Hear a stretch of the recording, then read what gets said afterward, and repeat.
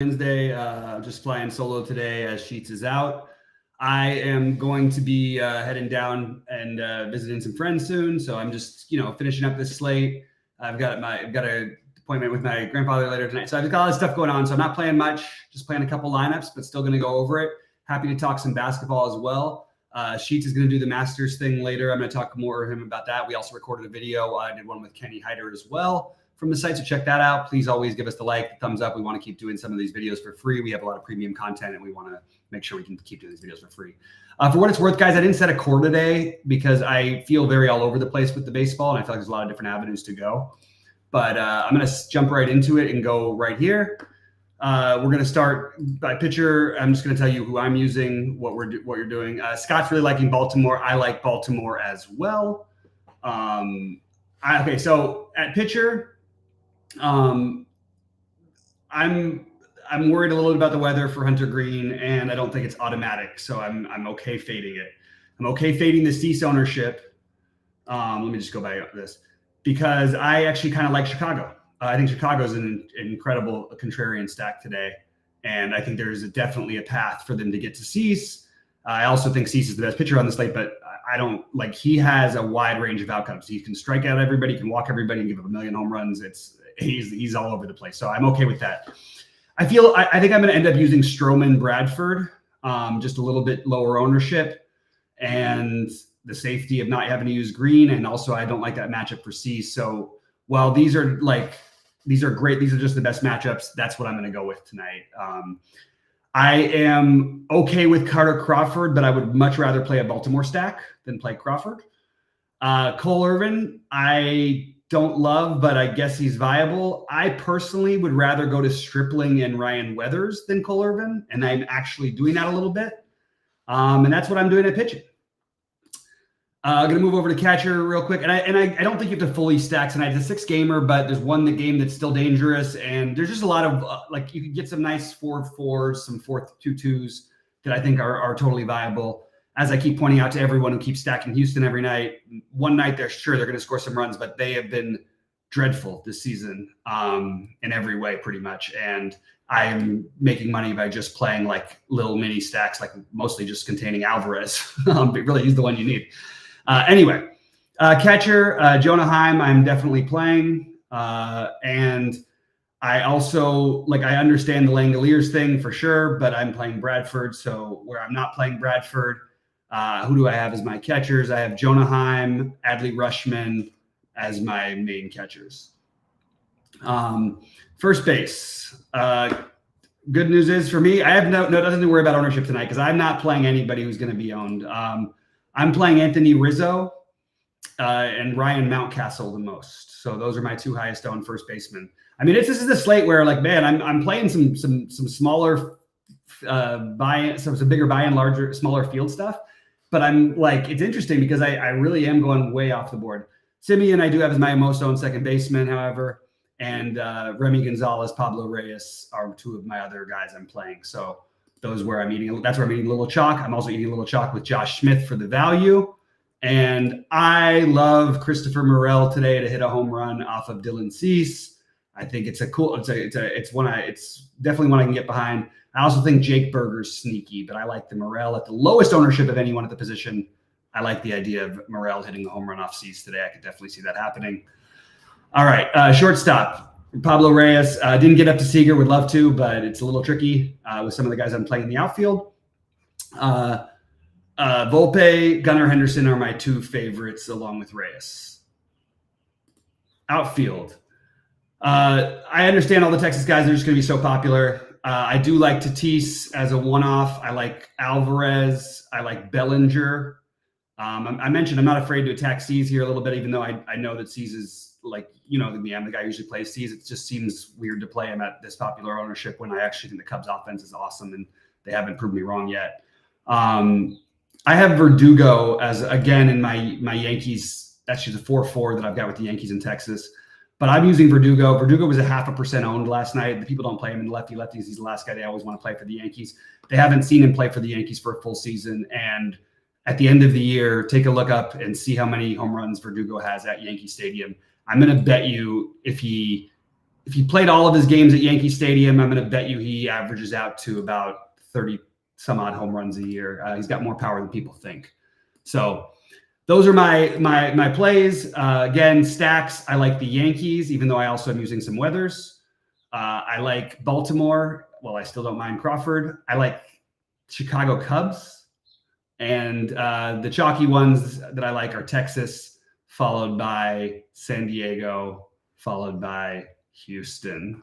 And I also don't mind if you just want to game stack the hell out of that red Cincinnati game, because that is the best park by far on this slate. It's almost like if there's coolers on the slate, and if people aren't acting like it enough, maybe we should be playing a little bit of it. So I didn't. Again, I'm not playing a ton of lineups tonight, and there's weather concerns and there's a little bit of wind blowing in. But it's a great hitters park. I expect a few home runs in that game tonight, so you could certainly just comfortably stack that game up and just hope it plays fine. But that's where I'm at. I was taking a look at it. Shout out to Roth and Roto Grinders for doing such a great job with weather. Let me know what you guys are doing today. Ask some questions. Hit the like button when you come on in. Don't forget. And let's talk a little basketball, unless you guys want to keep talking about that. I've got some other golf stuff. I'm going to post the rest of my golf ownership. I'm much more spread out than usual because it's the Masters. You could say there's less players, but there's more good players, and it's a higher variance where there's literally 60 guys who can top 10, on a given week. And yes, I do like the Yankees, Cam, even though I have some weathers on the other side as well. Yes, my only fear is the fear of that game is the weather. I don't think Cincy's the better. I actually think that the stacks are pretty close to equal. No, I don't feel afraid of not playing non-elite offenses in baseball. Cincinnati's good, but that's partly because they play in this park. But Cincinnati, yeah, it's fine. I don't like stacking against Miley in general either. Yeah, go ahead, play the Padres. No issue with it. You're going to have to be playing a pretty chalky stack, one of the most popular on the slate, against a pitcher who doesn't tend to get lit up, although we may be turning into a guy who does. So yeah, no problem. I personally am not doing it. I have some one-offs from the year. I have Tatis, Machado, two offs, whatnot. Hi-Sung Kim, I always love playing because he's got the stolen base upside. But I'm not especially interested in that one. All right. I am going to, and like I said, I'll get my master stuff up a little bit later. I want to get some more fine tuning done to what I'm doing. The Astro stack is expensive and it's unjust. Look at the Astros. They score 3 runs or less almost every night, and everybody just keeps wanting to stack them every night. Every night, everybody raises a write-up of anything. It's always the Astros. Look, they're going to have some games where they get there, but this offense has proven to be far from elite. I just want to point that out to everybody. I like that, Cam. I'm glad you like the Moronk one. That's a 15%er for me right now. I might be even a little higher, but he and Taylor Moore, I like both so much that getting some leverage off McCarthy. And I like the idea of playing multiples of them together in the at Augusta. The multiple 6K guys has just been a route that's worked for me consistently. I'm just trying to do it. It's a way to get different. Sure, the Marlins, you could say, are trash. I don't know what that has to do with anything, but TJ, yeah, great. These are great comments, but I don't really know what they mean. Yeah, maybe the Marlins are trash. I don't think they're quite as bad as everybody thinks, but I think they're going to be a near 500 team by the end of the season. That's my guess. They end up with 80-ish wins, 76 to 83, probably. I think that's where I've got them. Other people think they're 60-win team. I don't think that's even close. You got teams like Oakland out there. All right. Let's talk a little basketball. I am definitely not playing basketball tonight. Again, my basketball will start up again in the playoffs. I love playoff basketball. It's been some of the best for me historically. Absolutely thrilled about it. Really excited. I kind of feel the same way Cam is saying right there. There's a little boom bust to that. All right. So let's take a quick look and see what the slate is offering us. We still have some cues. It was Branham, Lamar Stevens, Gary Trent. We've got Franz Wagner still questionable officially. Grady Dick questionable. Jalen Williams, Bruce Brown. I don't think there's a whole lot there because there's definitely going to be stuff that may not even be there that'll probably happen in the next hour and 52 minutes before the last game starts. So no Giannis. I guess start with that. I think this is what you make the core here. Probably would go like this.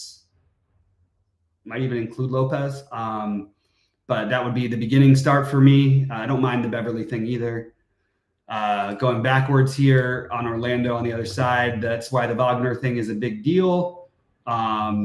Still in somewhat of fights, and this is a big game for them. I guess as Wagner plays, I still like Paolo, and I would say I would use another piece to spend up on him. And I might consider a Cole Anthony. Just hope you get the right game. It's the kind of matchup where I could see him having a big game because you can shoot the threes on them. Maybe I will say, well, I wouldn't go as far as to call him a priority, but like definitely a guy who I would probably be looking at playing. Big game for OKC. I don't really want to touch this one. This feels very blowouty to me. I just don't think it's going to be much of a game. I'm personally just off that side of it. I think you have to have Collins and Mamu on your priority list. Branham, if he's out, Devontae Graham. But I think you right now want to play one of Branham. Well, I guess you don't have to, but one of Branham or Graham makes sense. I don't mind the Champagne thing. Trey Jones is fine. I like everybody on this side, but I probably would try to get to 3 of them. All right, going to Atlanta, DeJounte ruled out. Trae Young in, though. So it doesn't really do anything for me. Yeah, you could make an argument for some guys in this game. Nobody who I see as a huge priority. At the centers, it's a great matchup. But not going to touch Trae on his first, just coming back. I'm not really that interested in Atlanta personally. Don't mind Bogdanovich, but whatever.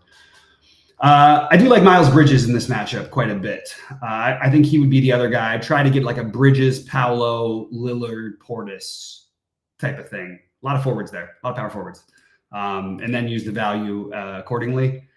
Brooklyn, no issue with either Bridges or Cam Thomas, but not going to get there myself. Toronto, I guess Malik Williams is borderline for me. That's what I would say. That's it. Miami, Hero, it's a good matchup. I don't mind Jimmy or Hero. I actually would rather play Jimmy. But again, I like all those 8K forwards, so maybe I need to do something a little different. Luka, I'm not playing anybody. I wouldn't play anybody on Dallas, even with all the value. Well, I would consider playing Luka. You can always play Luka. But I think I would rather play the Lillard, Paolo, and one of the Jimmy Butler or Miles Bridges type of things. And then you've got Jordan Goodwin, who I would play. So let's see where that leaves us in terms of where I left for the value. Yeah, I think that this is, and again, you probably would add more and more Spur without Branham. I don't really know how to do that, but that would be sort of like an outlier of a core for me. I'll save it. But I am, again, as I said, I'm not playing the next. I'm not going to be around, but it's definitely, it's like, it's a more fun slate than last night with the madness of how many things there were. It was crazy. Were the NBA single entry GPPs always this bad? 500 at first for 12. Oh no, they just tone it down at the end of the season now. They used to not do that. They'd sort of slow baseball up, and now they just take basketball out. Hopefully we get them back for the playoffs, because that's the money making time. That's when you can start doing it, especially like when you get to like the 3rd and 4th games in the playoff series where they shift locations. There's different strategies. There's speculative guys you can try to figure out. They might play 10 minutes. They might play 30. It's a lot of stuff when coaches start shifting. So that's the stuff that I tend to be decent at projecting. So I'm looking forward to that myself for sure.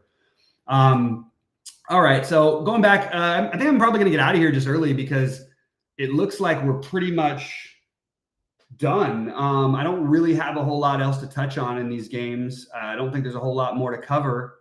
Unless you guys have any questions, and I'll give you about 30 seconds to go for it, I'm going to probably get out of here. And keep working on my Augusta stuff, which has become the new theme of my life. I'm literally the golf guy now. I don't even know how that happened or when, but it did. All right, guys, I'm going to say good luck to you. I hope everybody crushes it tonight.